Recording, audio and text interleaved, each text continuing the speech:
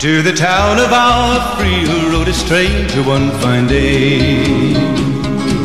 Hardly spoke to folks around him, didn't have too much to say. No one dared to ask his business, no one dared to make a slip. The stranger there among them had a big iron on his hip. Hey Gearaholics out there, it's me, Gearaholic here, and today I'm doing a new review. Today's review is going to be over the Ruger LC9 in 9mm. Ooh, such a nice gun. So before we get into this, obviously I've cleared the weapon of any kind of ammunition. There is no ammo in it, so as you guys can tell. Alright guys, so let's talk about the LC9. Basically the barrel length on the LC9 is going to be 3.12 inches. The overall length is going to be 6 inches with a height of 4.5 inches. The thickness of the LC9 is going to be 0.9 inches thick, which is really not too bad, right under an inch. That's really good. And the weight is really nice too. It's 17.1 ounces or 485 grams in weight, which is really a lightweight for a single stack 9mm.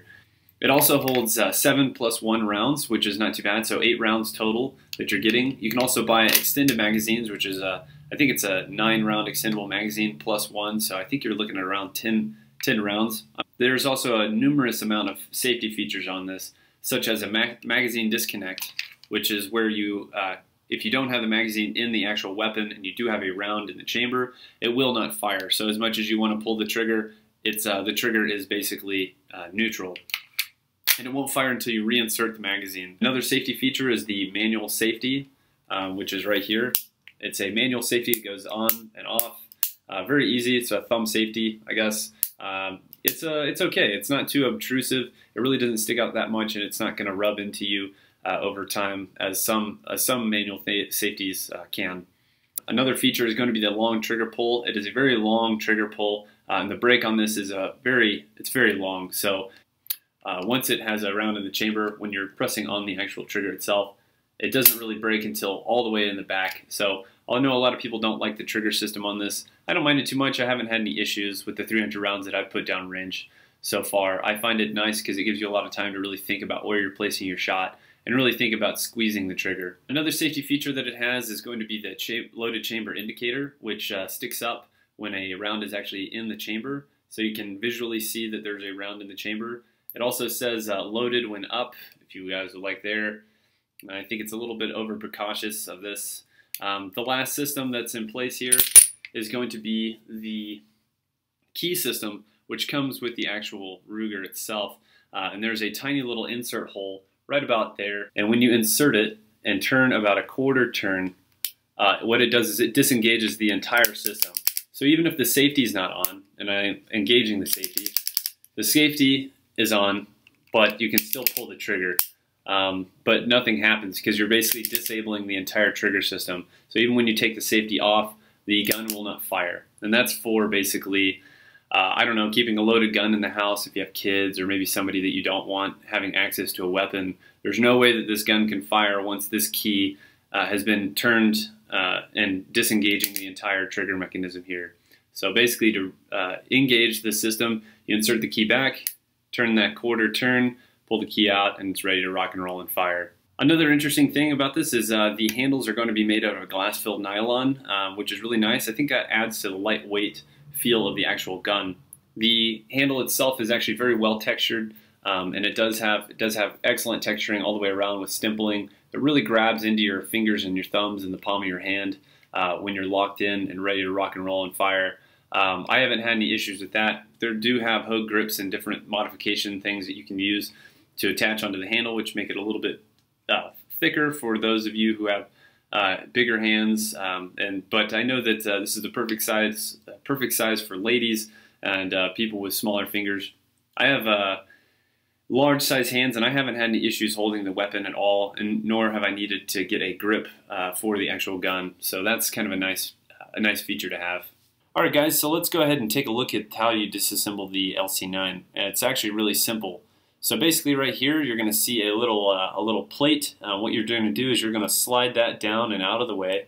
So you just pop that down with your thumb. What that does is exposes this little tiny bar that's in there that holds the upper and the lower pieces together, and basically what we're going to do is we're going to slide that out. So you have to kind of push back on the barrel to align those holes. And what you do is you can take that little key if you like and put it in there and really push that thing out. You pull it out, and once you pull it out, you want to hold on to that. I highly doubt that somebody hasn't already lost those before.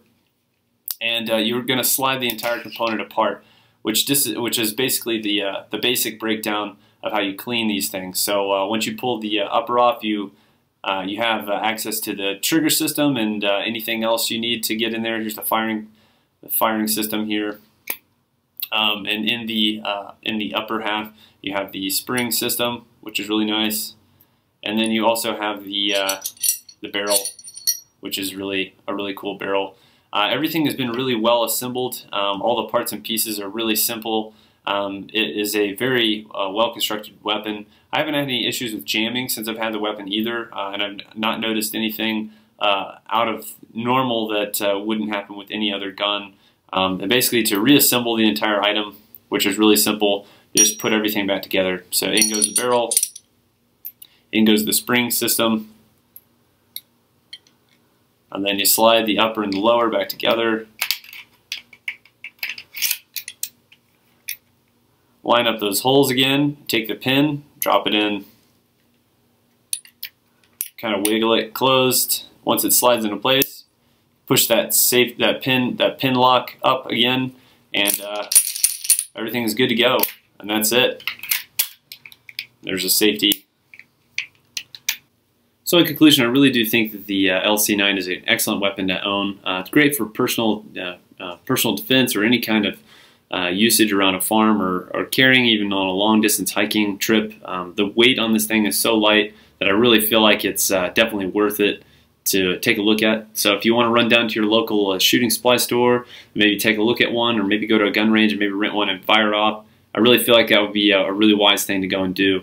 There are other models out there as well. There's the LC9S, and then there's the LC9S Pro, both of which are striker fired rather than internal hammer like the LC9 here. I really do feel like this is a great gun for anybody, especially if you're new or maybe you want to carry a lighter weapon. The single stack 9mm I think is probably one of the most popular things out there right now. Definitely you should take a look at it if you haven't already.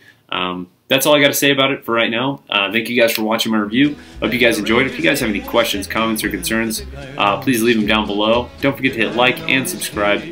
I'm Gearaholic, guys. I'm signing out. See you guys around. It was over in a moment and the folks had gathered round.